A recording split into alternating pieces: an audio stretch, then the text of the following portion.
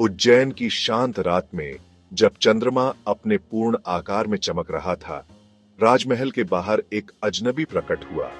उसके चेहरे पर भस्म, हाथ में एक त्रिशूल और आंखों में भविष्य देखने वाली ज्वाला थी।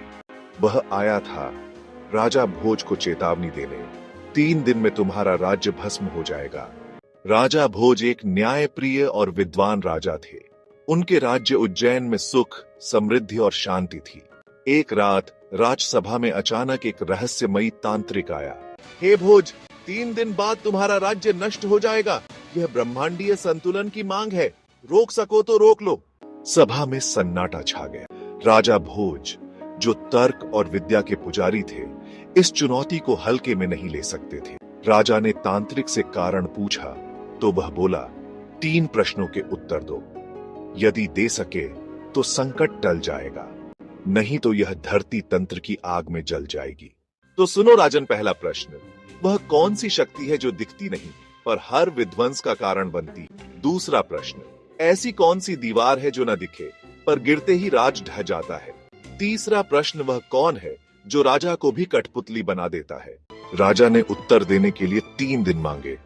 तांत्रिक हंसता हुआ चला गया। मैं श्मशान में मिलूंगा। तीसरे दिन की रात राजा भोज ने अपने विद्वानों को बुलाया, किंतु कोई उत्तर नहीं दे सका। वह स्वयं ध्यान और तप में बैठ गए। अंततः तीसरे दिन उन्हें ध्यान में उत्तर मिले। पहला, अहंकार, जो अदृश्य है पर विनाश लाता है। दूसरा, विश्वास, जब टूटता है तो सारा साम्राज्य गिरता है। तीसरा, भय, जो सबसे शक्तिशाली को भी कमजोर बना देता है। राजा भोज तांत्रिक से मिलने श्मशान पहुंचे। वहां अग्नि के चारों ओर तांत्रिक बैठा मंत्र पढ़ रहा था। भोज ने तीनों उत्तर बताए। तांत्रिक की आंखों में चमक आ गई। वह मुस्कुराया। तुम केवल राजा नहीं, तत्वज्ञानी भी हो। संकट टल गया, लेकिन ध्यान रखना, ये परीक्षा केवल राज्य की नहीं, आत्मा की भी थी। तांत्रिक अग्नि में लीन हो गया और अदृश्य हो गया। राजा भोज लौटे, पर अब पहले से अधिक विनम्र, अधिक जागरूक थे।